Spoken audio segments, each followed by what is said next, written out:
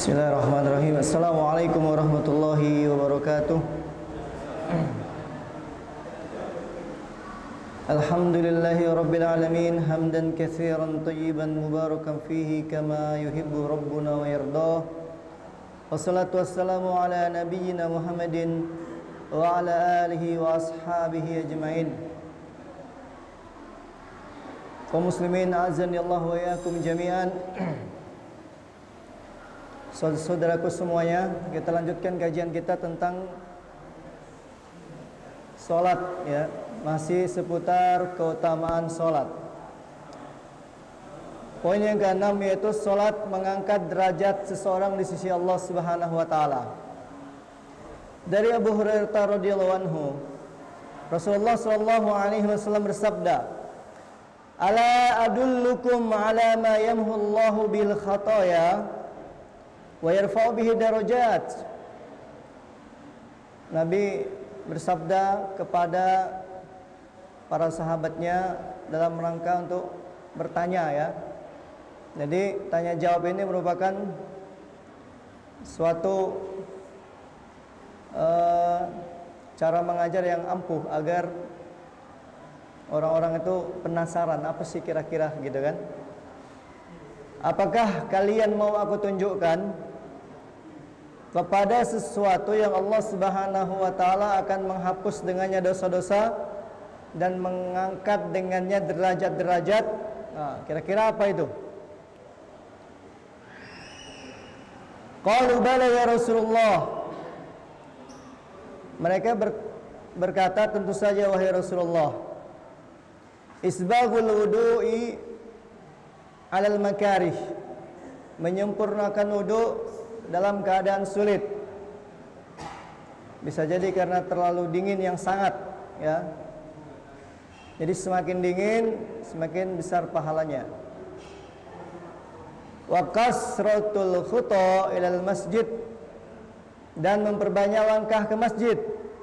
Wa intizarus salati ba'da shalah, dan menunggu salat yang satu kepada salat yang lain. Misalnya menunggu salat Isya dari salat maghrib, atau menunggu sholat asar dari sholat zuhur, ya. Fazalikumur ribat, itulah ribat untuk kalian. Fazalikumur ribat, fazalikumur ribat, itulah ribat untuk kalian, itulah ribat untuk kalian. Jadi ribat itu sama seperti orang yang berjaga-jaga di perbatasan, ya, di perbatasan dua negara untuk menjaga dari musuh.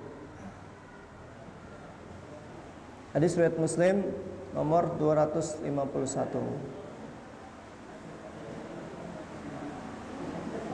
Kemudian faedah yang ketujuh, yaitu dicatat sebagai orang yang sholat hingga kembali ke rumah. Jika seseorang berangkat ke masjid berniat untuk sholat, ya tentunya dari awal kita niatnya untuk melaksanakan perintah Allah, sholat, ya. Walaupun orang mengatakan soalim ini itu biarin aja, nah, ya, jangan digubris. Kemudian ia berdiam diri di masjid, maka selama dia berada di majelis ilmu dan selama dia ada di masjid, bisa baca Quran, bisa baca kitab atau yang lainnya,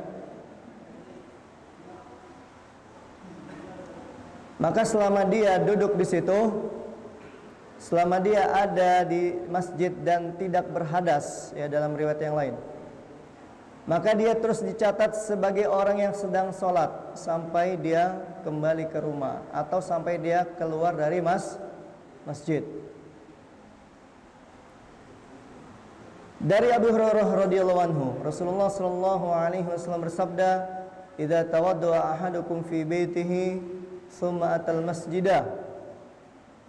Apabila seseorang di antara kalian wudu di rumahnya lalu mendatangi masjid. Jadi yang paling utama wudu di rumah, bukan di masjid, ya.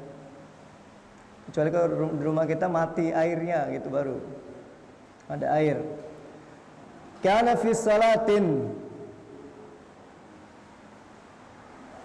hatta yarji'a, maka dia itu dianggap dalam sholat sampai dia kembali. Fala yaf'al hakadha wa sabbaka baina asabihi, dan janganlah melakukan seperti ini, yaitu tasbik asobik. Tasbih al-asobi yaitu menganyam, apa yang nganyam itu ya, seperti ini dengan jari jemarinya. Hadis riwayat Al-Hakim, Ibnu Khuzaimah, dan disahihkan oleh Syekh Al-Albani rahimahullah, yaitu menjalin jari jemari, ya, menjalin. Anda nggak tahu kenapa ilatnya, apakah karena tasyabbuh atau yang lainnya, wallahu alam bishawab. Kemudian yang ke-8, dicatat amalannya di Iliyin. Iliyin ini disebutkan oleh Allah Subhanahu wa taala dalam surah Al-Mutaffifin, yaitu tempat-tempat yang tinggi. Jika seseorang berangkat ke masjid berniat untuk sholat, kemudian setelah sholat ada majelis ilmu hingga waktu sholat selanjutnya, semisal pengajian antara maghrib dan isya atau yang lainnya, maka ia terus dicatat amalan kebaikan yang ia lakukan di dalam masjid itu, dicatat di mana? Di Iliyin. Dari Abu Umamah Al-Bahili radhiyallahu anhu, Rasulullah sallallahu alaihi wasallam bersabda, "Salatun fi isri salatin la lagwa bainahuma kitabun fi Iliyin." Seseorang yang setelah selesai sholat di masjid kemudian menetap di sana hingga sholat berikutnya tanpa melakukan lagun atau kesia-siaan di antara keduanya, akan dicatat amalan tersebut di Iliyin. Hadis riwayat Abu Daud, dihasankan oleh Syekh Al-Albani dalam Sahih Abu Daud. Ini menunjukkan sebuah amalan menjadi besar pahalanya apabila dilakukan di tempat yang mulia. Ya, misalnya baca Al-Quran atau baca kitab atau murojaah yang lainnya. Di antara dua sholat berarti akan dicatat di mana? Iliyin. Beda dengan di rumah. Ya. Dijelaskan oleh Syekh Sulaiman bin Amir Ar-Ruhaili hafizahullah dalam salah satu ceramah beliau, wal kitabu fil iliyin kitabun la yukassar aw la yuksar. Catatan amalan di Iliyin adalah catatan amal yang tidak akan hancur, tidak akan rusak. Wa yuftah ila yaumil qiyamah mahfuzun, dan dibuka sampai hari kiamat dan terjaga. La yanqus minhu syai'un, tidak akan berkurang sedikit pun. Kemudian banyak hadis-hadis yang lain ya yang ana cari selain di kitab ini, yang mana sholat ini adalah amalan yang paling utama, yaitu diriwayatkan oleh Imam Malik, Imam Ahmad, Imam Ibnu Majah, dan Imam Ad-Darimi dari As-Sauban radhiyallahu anhu, dan dibawakan oleh Ustaz Yazid dalam ceramah beliau. Nabi sallallahu alaihi wasallam bersabda, "Istaqimu wa lan tuhsu wa alamu anna khaira a'malikum as-salatu wa la yuhafizu 'alal wudu'i illa mu'min."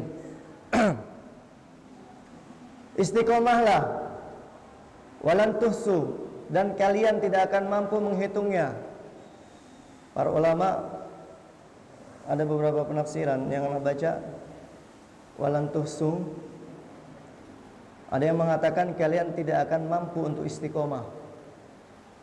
Ada yang mengatakan kalian tidak akan mampu untuk menghitung pahala sholat tadi. Wa'alamu, dan ketahuilah bahwasanya sebaik-baik amalan kalian adalah sholat, dan tidak ada yang menjaga wudhu kecuali orang mukmin. Dan hadis-hadis yang lain banyak sekali tentang keutamaan sholat. Dan kita kembali lagi ke kitab yang tadi ya.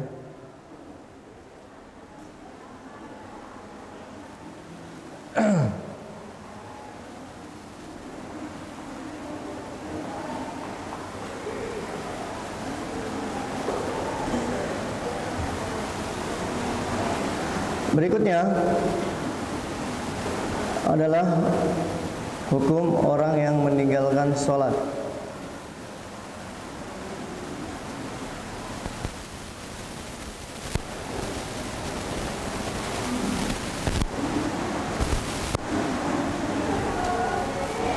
Dengan begitu tinggi dan utamanya, jamaah yang mulia, tentang urgensi kedudukan sholat dalam Islam, maka meninggalkan ibadah ini pun sangat berat konsekuensinya. Dahulu pernah ana sebutkan bahwasanya orang yang meninggalkan satu sholat fardu saja ya, dan berkeyakinan bahwa sholat itu tidak wajib, maksudnya sholat yang 5 waktu tidak wajib, maka dia keluar dari Islam. Ini adalah ijma, kesepakatan para ulama. Tidak ada khilaf di dalamnya. Karena orang yang mengingkari sesuatu yang wajib secara darurat ya, maka dia keluar dari Islam.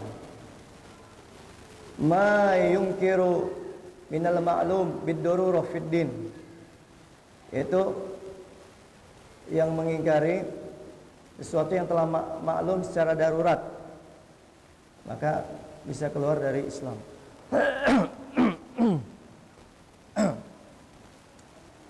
Al-Imam An-Nawawi rahimahullah mengatakan, idza taraka as-salata jahidan liwujubiha, barang siapa yang meninggalkan salat karena mengingkari kewajibannya, au jahada wujubaha wa lam yatruk fi'luha, atau dia mengingkari kewajibannya dan dia masih mengerjakannya, lam yatruk fi'luha fi surah, walaupun dia tidak meninggalkan salat, dia mengerjakannya, maka dia kafir, murtad bi ijma'il muslimin dalam Al-Majmu'. Jadi walaupun dia sholat tapi dia mengingkari kewajiban sholat, maka dia kafir.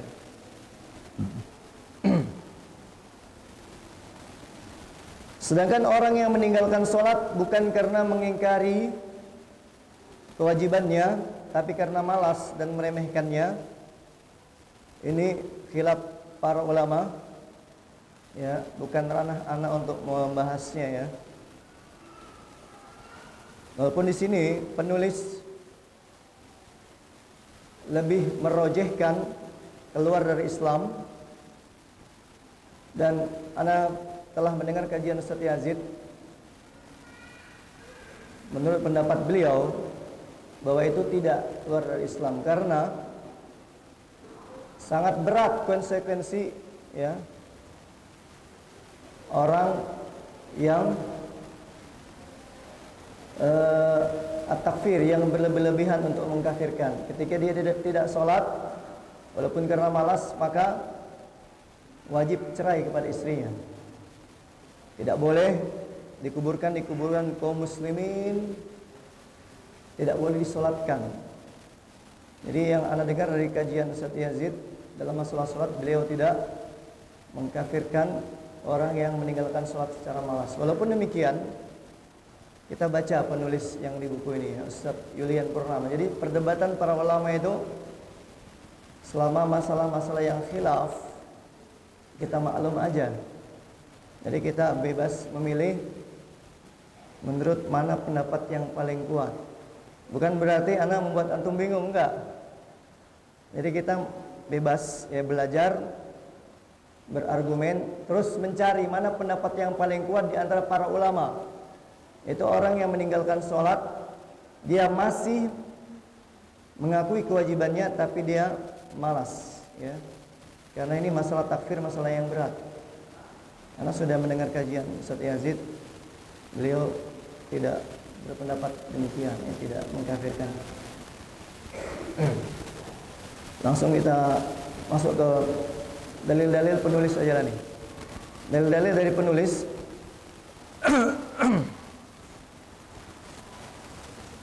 tentang kufurnya orang yang meninggalkan sholat.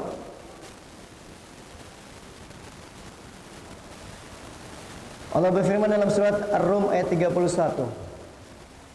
Wa aqimus salata wa la takunu minal musyrikin. Dan dirikanlah salat dan janganlah kalian termasuk orang-orang yang musyrik.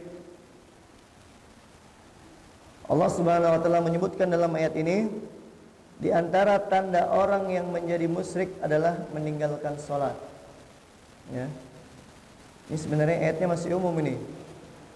Apakah secara zahir malas meninggalkan salat langsung musyrik atau dibarengi dengan keyakinannya tadi? Jadi para ulama masih berbeda pendapat kan?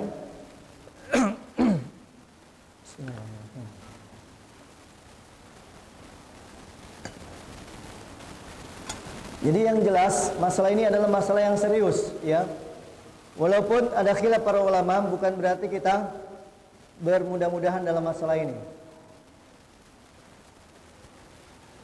Allah Ta'ala berfirman dalam surat Maryam, "Wa khalafa min ba'dihim khalfun adaa'us salata wattaba'us syahawat fasawfa yalqawna ghayya."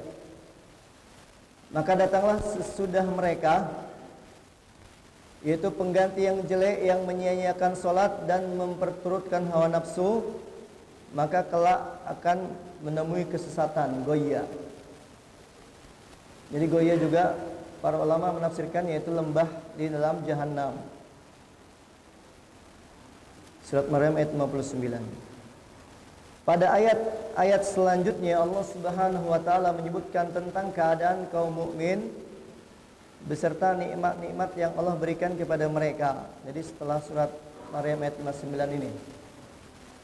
Lalu di ayat ini Allah menyebutkan kaum yang lain yang bukan kaum mukminin. Dan salah satu ciri mereka adalah menyia-nyiakan salat. Bukan setelah 59, maksudnya sebelumnya, sebelum 59. Jadi setelah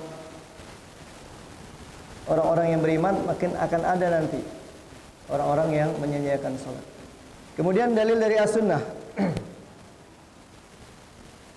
Dari Jabir bin Abdullah radhiyallahu anhu, Nabi sallallahu alaihi wasallam bersabda, "Bainar rajuli wa bainasy syirki wal kufri tarkus shalah." Pembatas atau pembeda antara kesyirikan dengan kekufuran adalah meninggalkan salat. Hadis riwayat Muslim.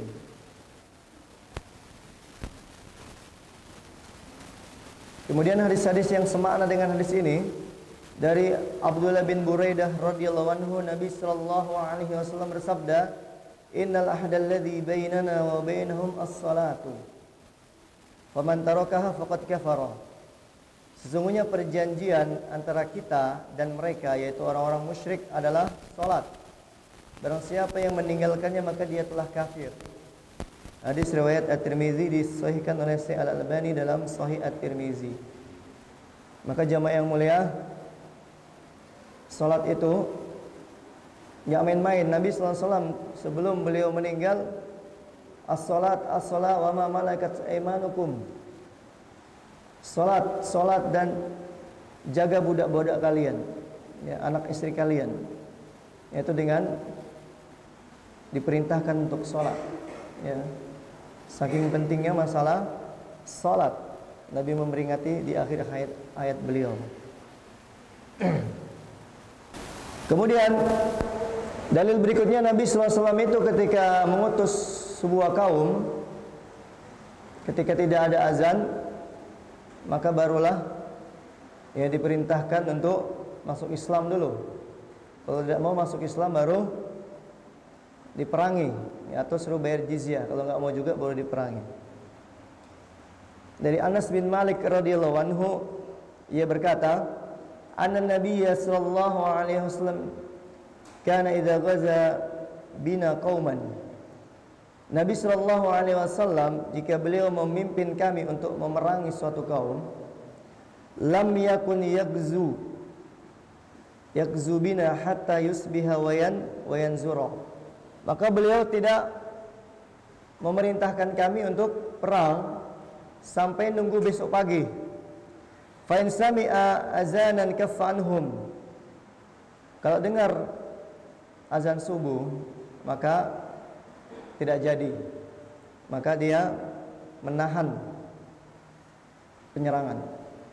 Wa in lam yasma azanan agharra alaihim. Tapi kalau tidak dengar azan maka serang, ya. Jadi kalau laki-lakinya pada di rumah semua sholatnya atau nggak sholat, diserang juga nanti kan, pikirnya bukan Islam kan gitu. Hadis riwayat Bukhari dan Muslim. Hadis ini menunjukkan bahwa kaum yang masih menegakkan sholat maka dihukumi sebagai kaum muslimin dan tidak boleh diperangi. Sedangkan jika tidak lagi melaksanakan sholat maka dihukumi sebagai orang kafir dan diperangi.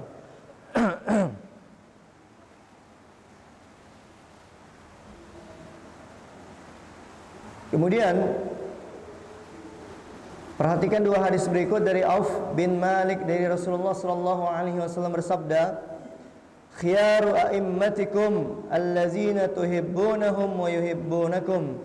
Sebaik-baik pemimpin kalian adalah yang kalian mencintai mereka dan mereka mencintai kalian, yaitu para pejabat, para pemegang tampuk kekuasaan. Wa yusalluna 'alaikum wa tusalluna 'alaihim. Dan mereka mendoakan kalian dan kalian mendoakan kebaikan kepada mereka.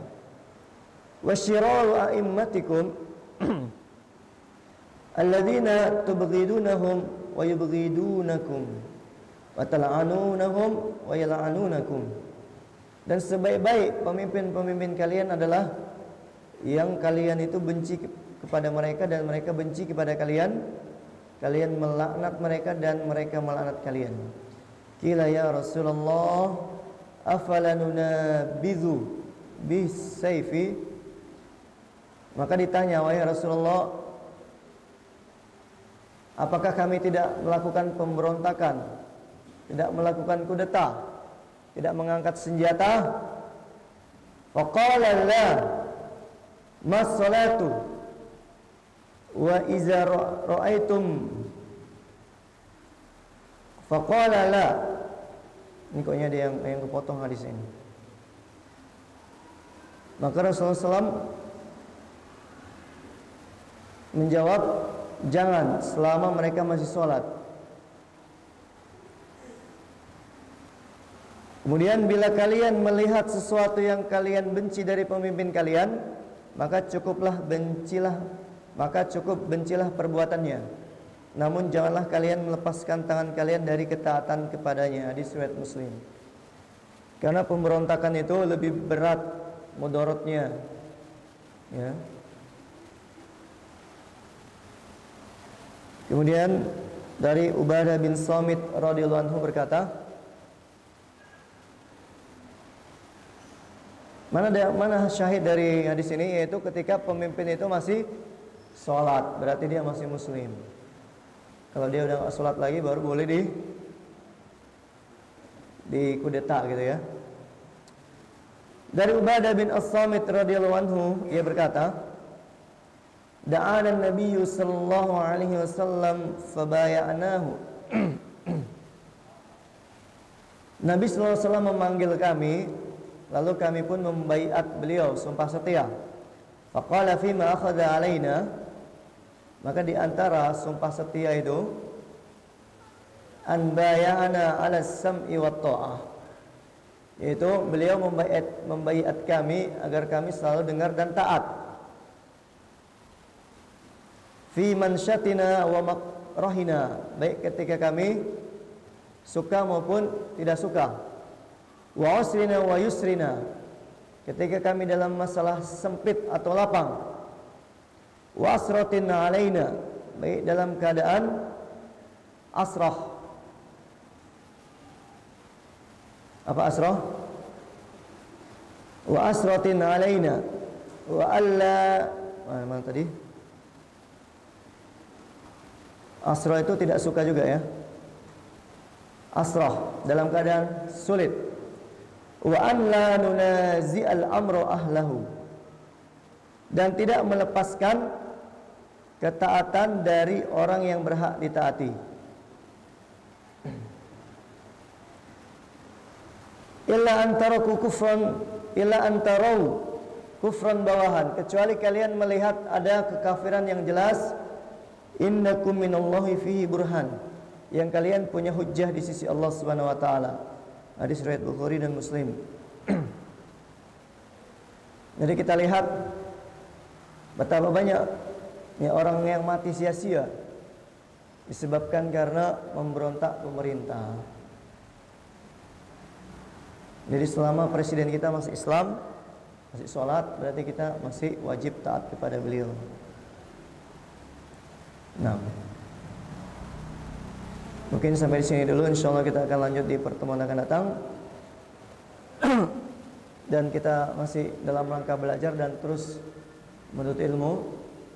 Segala kesalahan dari anak pribadi dan yang benar datangnya dari sisi Allah Subhanahu wa taala.